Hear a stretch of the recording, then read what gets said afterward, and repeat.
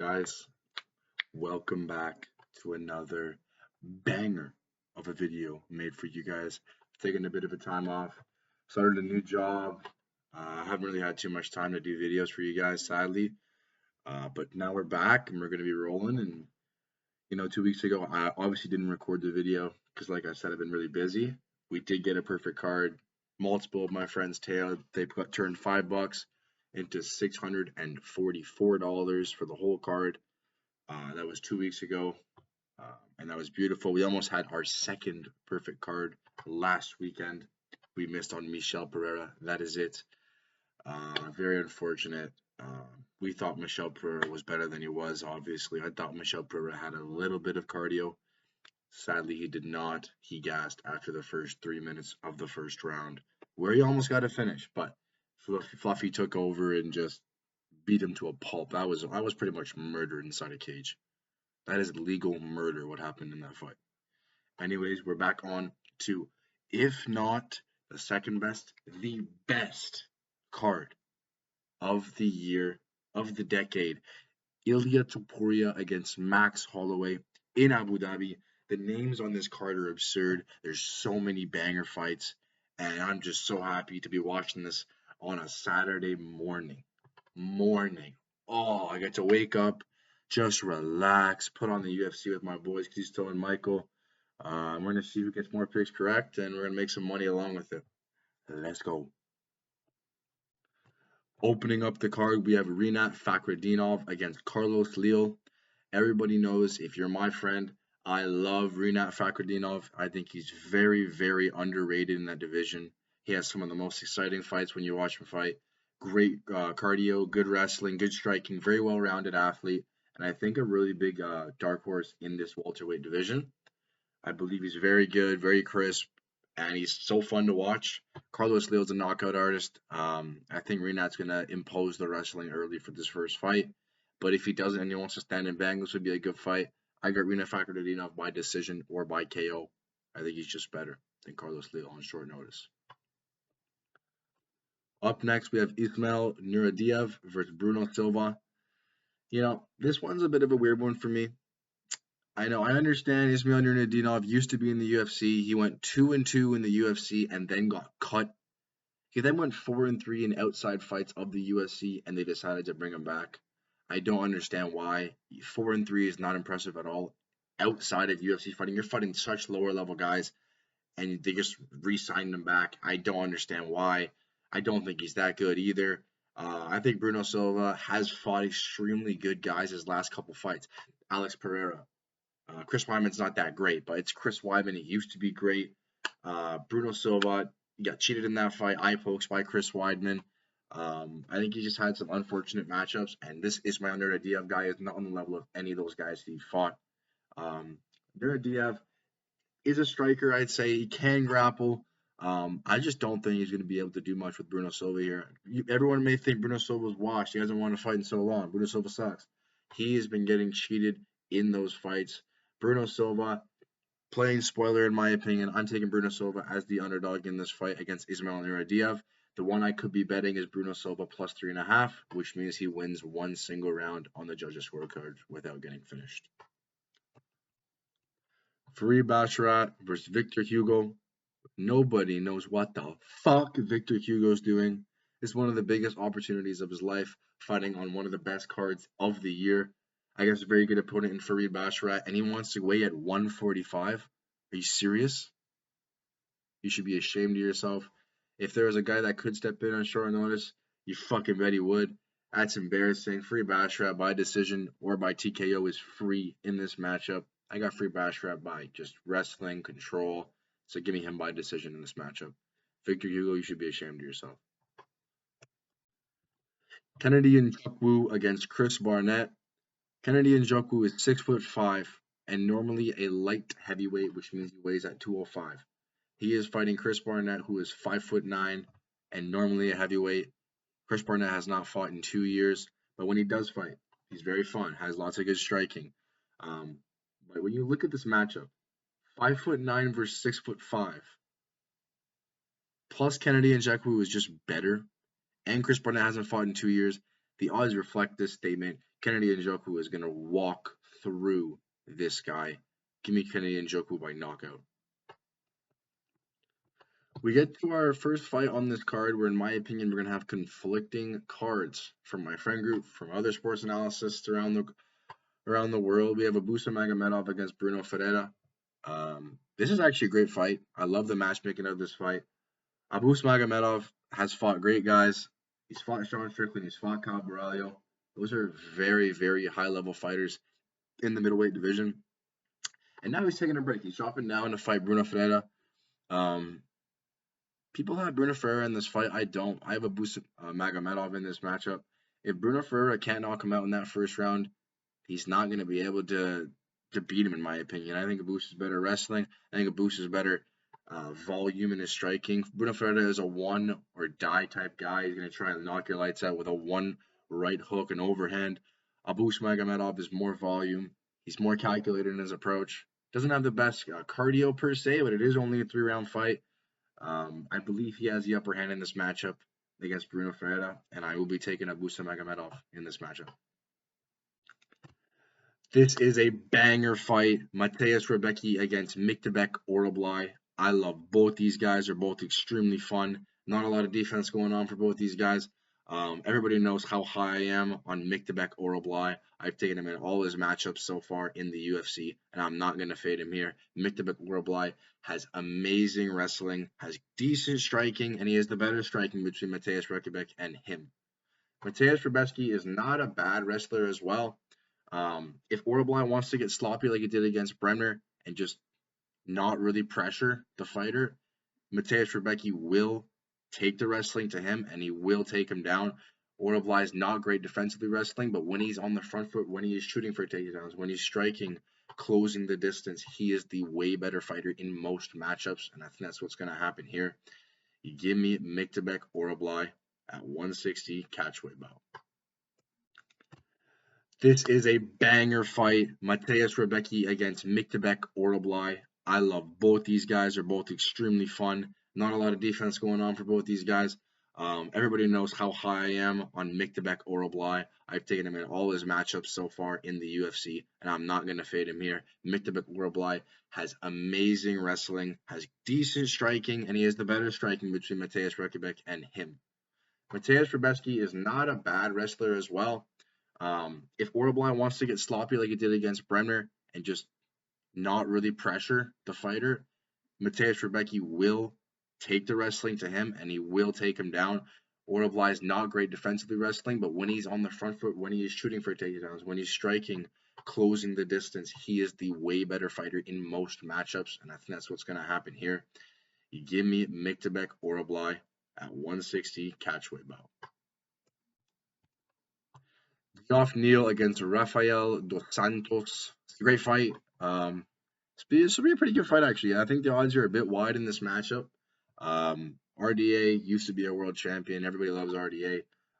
He's more of a wrestler now than what he was back in the day. He's more of a position guy to get on your back, hold you against the fence, clinch you up, take you down, lay on you. Geoff Neal is just hands of action. I love Geoff Neal, man. The way he fights is very entertaining, and I think he's going to beat a 40-year-old Rafael dos Santos in this matchup. Give me Geoff Neal. Moving on to a banger of a fight. We have Ibo Aslan against Rafael Caquiero. This is a good matchup. I did some tape study on Rafael Caquiero, and I wasn't impressed. Like 11-0, but the guy doesn't have that killer instinct. He's just gonna put punches on you and see if you crumble. Ibo Aslan is the exact opposite. He throws everything with intent. He throws everything with as much power as possible. Ibo Aslan by knockout, I think, is live here as an underdog. I think this Rafael Caquiero guy hasn't fought any UFC level guys, and you could be saying that against Ibo Aslan as he just beat Turkalj. Not in an impressive fashion, but he did knock him out. He avenged his one and only loss in his UFC debut. I like Ibo Aslan. I think he's a great fighter. I think he's an entertaining fighter, and that's why I like him a lot. I think Ibo Aslan wins here. I wouldn't say he's winning in any of my lays, but I really want Ibo Aslan to win in this matchup. Moving on to the main event of this card, we started off with a banger matchup. We have the Pirate Sharibulet Magomedov against Armen Petrosyan. This is a kickboxer fight, both extremely high level kickboxers. Um, Shara Bullet, everybody knows how much I love Shara Bullet. I think he's fantastic, and his strikes are fantastic. And because the UFC keeps giving him favorable matchups, he's going to keep winning. Once he finally fights that wrestler that just wants to go for takedowns, wants to hold you, goes for position instead of submission, he will get beat by decision. But once you keep matching him up against these kickboxer guys, he's going to beat every single one of them, in my opinion. I think he's that good with his striking. Armen Petrosyan's a good fighter, clean kickboxing as well. But if it's tit for tat, give me Shara Bullet in this matchup. I love him at that plus or the minus 175 odds. Lerone Murphy against Dan Ige. It's a great matchup as well. We just saw Dan Ige step in on 4 hours notice against Diego Lopez. And people could argue if that fight was 5 rounds, Dan Ige could have won that matchup. Diego Lopez got drowned in that third and final round. Now, we could say it's because Diego Lopez had to go from one weight to another, to another, to another. But Dan Ige looked impressive on 4 hours notice. I couldn't imagine a full camp. I think this line is disrespectful to Dan Ige, and I think a great bet in this matchup is Dan Ige plus 3.5. I don't see Lerone Murphy finishing him, but I see him winning by decision. Lerone Murphy, I think, is just way too clean. He's way too defensively sound in this matchup. His kickboxing is extremely clean. He has decent wrestling, and I think he just beats Dan Ige in this matchup. So I'll be taking Lerone Murphy by decision, but I think Dan Ige will win around. So give me Dan Ige plus 3.5 or Lerone Murphy by decision. I don't think you go wrong here. Magomed Ankalaev against Alexander Rakic. I fucking hate Magomed Ankalaev. I think he sucks. He had his legs chewed apart by Jan Blachowicz in his other fight. He's beaten nobodies. He beat crappy Johnny Walker with no chin. Magomed Ankalaev is not as good as you think he is. This number is extremely disrespectful to Alexander Rakic, who was looking better than Yuri Prohaska when they were fighting. He was looking better. He was landing the more imposing strikes. He was chewing Yuri's legs up, and that's exactly what's going to happen in this fight. Alexander Rakic is going to chew at the legs of Magomed Ankalaev, and I believe Rakic has some decent takedown defense that he can try and stuff Magomed Ankalaev when he's already hurt, when his legs are already hurt. He can't put enough pressure on those legs. I think Alexander Rakic is getting completely disrespected by this line. I believe Alexander Rakic wins this fight. I don't understand when the line is minus 400. Maybe you can prove that to me, Magomed. Finish this guy, and maybe I'll give you some respect. I got Alexander Rakic here by decision or by TKO. I think he's going to chew up the legs in the first round. Ankalaev is going to be like how he was against Blachowicz, just dead on the feet. Rakic is extremely good at striking, precision striking, and has tons of power. Magomed Ankalaev has fought washed cans through up to this point, and now he fights a real challenge. Show me who you are, Magomed Ankalaev, because I don't believe it for a second. Give me Alexander Rakic as my huge dog of the night. Robert the Reaper Whittaker against Khamzat Chimaev. I like both these fighters. I really do. Chimaev looked a little weird though on stage.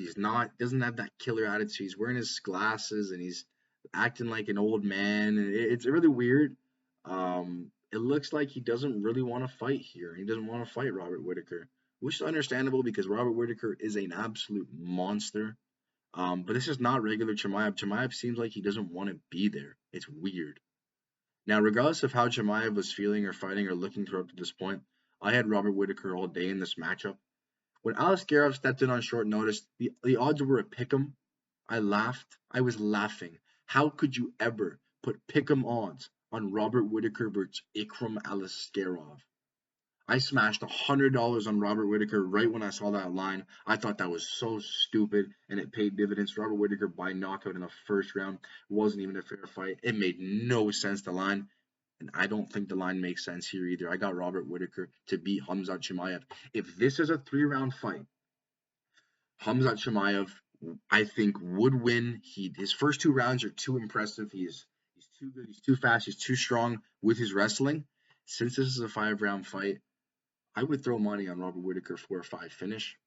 Robert Whittaker by decision.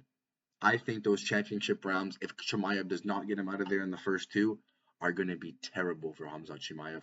I think he's going to get drowned in this matchup. And once Whittaker starts stuffing those takedowns in round 3, he will start teeing off on Khamzat Chimaev. and I have him to win by TKO or decision in this matchup. So give me the Reaper, Robert Whitaker. And in the main event, we have Ilia El Matador Topuria against Max Belest Holloway. This is one of the best fights ever put together that I've watched, specifically out of my couple of years of watching. Ilia Topuria's boxing is world class, and he's not even a boxer. He knocked out Alexander Volkanovski like it was nothing. And honestly, we haven't even seen his ground game. He's going to need it in this fight, in my opinion. He's going to need to take down Max Holloway and try and choke him out. Because if he wants to stand and bang, just like how Gaethje wanted to stand and bang, Max Holloway is going to beat him. I had Max Holloway against Justin Gaethje when nobody else did. I did. Nobody else did. Not any of my single friends, not any sports analyst, nobody except me. Because I knew Justin Gaethje was going to stand in that matchup. And if you stand with Max Holloway, you will lose. You have to incorporate your full MMA bag against Max Holloway. If you want to stand and bang, you're going to get fucking put out. Ilia Topuria. Now, if Ilia Topuria wants to implement his full game plan, his full MMA bag, and use that Georgian wrestling, I think he beats Max Holloway. I do. But I don't think he thinks that he's going to do that. I think Ilia Topuria is going to try and stand and bang with Max Holloway and prove a point. And the only point that'll be proven is when Max Holloway knocks this guy flat out on his face. He's face down on the canvas, just like Justin Gaethje was. Everyone's going to come back to this video and let me know who got it right again. Max Holloway by knockout in this matchup. If Ilia Topuria wants to wrestle, I think he wins. But I don't think he wants to wrestle. I think he wants to prove that point that I can stand and I'm the best fighter, blah, blah, blah. And if he does that, good night, Ilia Topuria. Give me Max Holloway. Guys, that is my card breakdown. I know not a lot of you guys are going to agree with me once this goes up. Lots of my friends have been clowning me, saying Robert Whitaker's not going to win, Max is not going to win, Ankalaev's going to kill Rakic. Just watch and learn. You're going to come back to this video after this fight is over, and you're going to see all my plays have hit. I've almost come off a 2-week in a row perfect card hit, apart from Michel Pereira. I believe I have these dogs locked and loaded. My most confident out of the three of the top 3 fights is Robert Whitaker as the dog. That is my most confidence fight. I think the line is wrong. But that is my picks, guys. Hope you enjoyed, and let's make some money.